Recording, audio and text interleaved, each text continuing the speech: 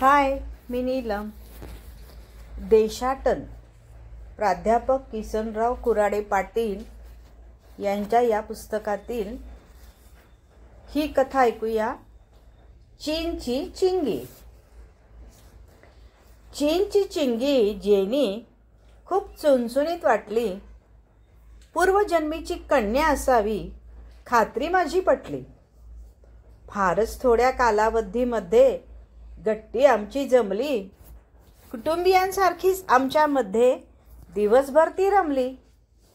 English बोलणारी guide म्हणून त्या शुभ सकाळी दिसली. क्षणात गुलाबी चेहरा खुलवून मनापासून ती हसली. परस्परांच्या परिचय फेरीत तिने माहिती आपली दिली. खेड्यामधल्या गरीब शेतकऱ्याची मुलगी आहे म्हणाली. हजारो मैलांचे भौगोलिक अंतर पुसून तेव्हा गेले. कळलेच नाही तिच्याशी आमचे नाते केव्हा जमले. शेतकऱ्यांची ही कन्या पाहून मनच भरून आले. तिच्याने माझ्यामधले तेव्हा नाते एकच झाले. ओसंडून वाहणाऱ्या उत्साहाने माहिती आम्हाला देत होती. प्रतिसाद आमचा मिळताना पाहून निर्झर होऊन वाहत होती. ठरलेल्या वेळी ठरलेल्या जागेत बरोबर घेऊन जात होती. गैरसोय आमची होऊ नये म्हणून बरोबर काळजी घेत होती. एक कापड गिरणी दाखवण्यासाठी ती घेऊन आम्हाला गेली. तिथे गेल्यावर कळले कार्यालयाने पूर्वपरवानगी नव्हती घेतली. त्यामुळे त्या कारखाना मालकाने मनाई आम्हाला केली. इतका वेळ घालवून आमची फुकट फेरी झाली. पूर्वपरवानगी नसल्यामुळे प्रवेश मिळाला नाही. वस्त्रोद्योगाचा तो प्रसिद्ध कारखाना पाहता आला नाही. बराच वेळ त्या कारखान्यासमोर वेळ वाया गेला. त्यासाठी येण्या जाण्याचा खर्चही फुकट झाला. मनाशी कंपनीच्या गलथानपणाने नियोजन थोडे विस्कटले. मोठा कारखाना पाहून येण्याचे स्वप्न आमचे फिसकटले. तसे पाहिले तर यामध्ये चूक तिची काहीच नव्हती. पूर्वपरवानगी घेण्याची जबाबदारी तिच्या कार्यालयाची होती.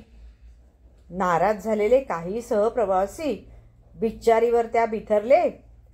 कंपनीची त्या प्रतिनिधी म्हणून तिला जबाबदार धरले.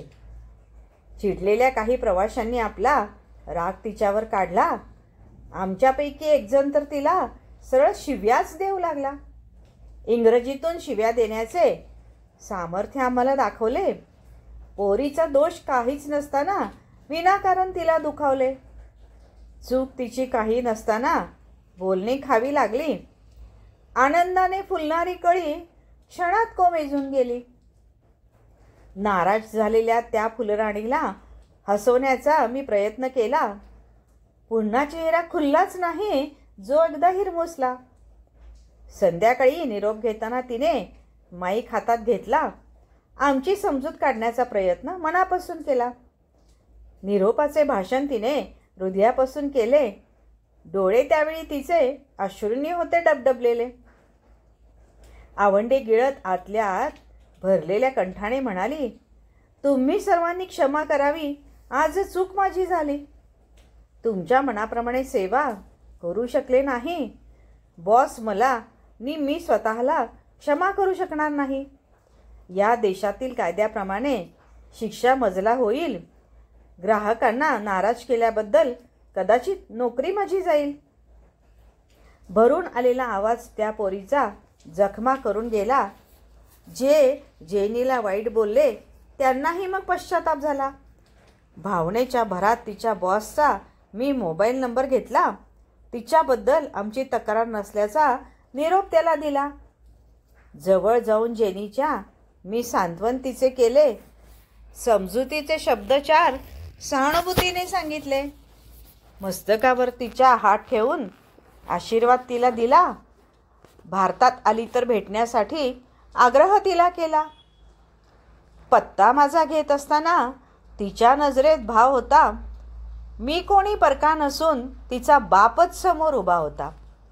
भारतीय पद्धतीने कन्येने त्या नमस्कार वाकून केला. मलाही माझी चिंगीच भेटल्याचा आभास तेव्हा झाला. चीनची चिंगी जेनी खूपच चुणचुणीत वाटली.